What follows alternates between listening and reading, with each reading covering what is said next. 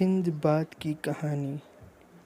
Sinbad की कहानियाँ विश्वविख्यात अरबी उपन्यास अलिफ लैला का हिस्सा है।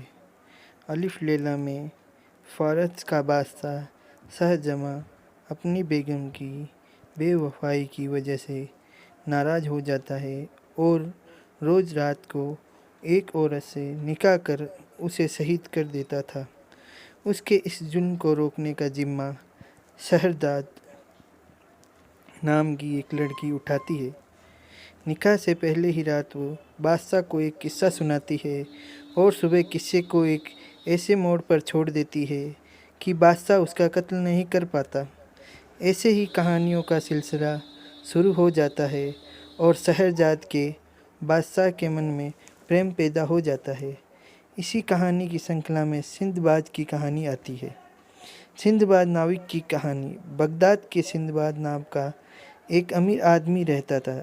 उसके पिता से विरासत में ढेर सारी दौलत मिली थी, लेकिन मुफ्त में मिले धन का वह मोल नहीं समझता था और उसे लुटाता था। एक समय ऐसा आया, उसके पास सारा धन समाप्त हो गया और वह दाने दाने को मोहताज हो गया। आखिर में उसने फैसला किया कि वह व्यापार करने दूर देश जाएगा और ढेर सारा पैसा कमाएगा। उस वक्त नाविक बनकर व्यापार करना सबसे हिम्मत का काम हुआ करता था। उसने अपना सारा माल असबाब बेचा और एक नाव पर व्यापार करने के लिए सवार हो गया। इस तरह सिंदबाद एक नाविक बन गया और उसने विचित्र यात्राएं की। सिंदबाद ने अपने जीवन में कुल 7 यात्राएं की। सिंदबाद नाविक की पहली यात्रा। सिंदबाद नाविक नाव पर सवार होकर कुछ दिनों तक समंदर पर तैरते रहे। उन्हें दूर दूर तक कोई ज़मीन दिखाई नहीं दी। सिंदबाद की पहली यात्रा, इसलिए उसे समुंदर की ज़्यादा आदत नहीं थी। उसे लगा कि काश जल्दी से ज़मीन दिखाई दे और उसे हिलते डुलते जहाज़ से मुक्ति मिले। थोड़ी ही देर से उसे एक ज़मीन का टुकड़ा दिखाई दिया।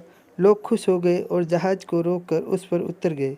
सिंदबाद ने खाना बनाने की तैयारी शुरू की। जैसे ही आग जलाई, हिलने लगी ज़मीन। तभी उसे मालूम हुआ कि वह ज़मीन का टुकड़ा नहीं बल्कि एक बड़ी मछली की पीठ है। सभी नाविकों को तैरना आता था। वे समंदर के पुराने खिलाड़ी थे, लेकिन सिंदबाद नया था और उसे तैरना अच्छी तरह नहीं आता था।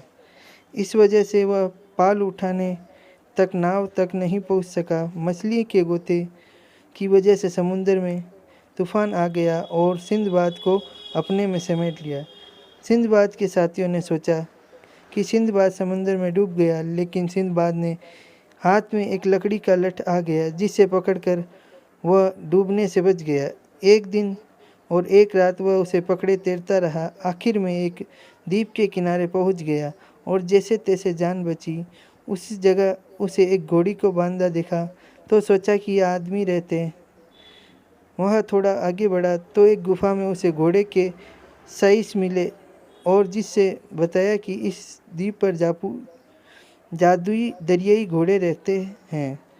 इसी घोड़ी को गाभिन कराने के लिए यहाँ बांधा गया है, ताकि इसके बच्चे भी जादुई हो और शाही परिवार उनकी सवारी करे। यह सुनकर सिंदबाद के आश्चर्य का ठिकाना न रहा। उसने सच में ऐसा होते देखा। बादशाह के सईस ने उसे लेकर बादशाह के पास पहुँचे तो सिंदबाद को बादशाह ने अपनी सेवा के लिए रख लिया। इसी तरह सिंदबाद को ऐसे द्वीप के बारे में पता चला जहाँ 100 हाथ की मछलियाँ रहा करती थी और वहाँ हमेशा ढोल की आवाज़ सुनाई पड़ती थी। सिंदबाद ने उस विचित्र द्वीप की यात्रा की। संयोग से कुछ समय बाद सिंदबाद का जहाज़ उसी शहर में व्यापार करने आया जिस पर सिंदबाद ने यात्रा शुरू की थी।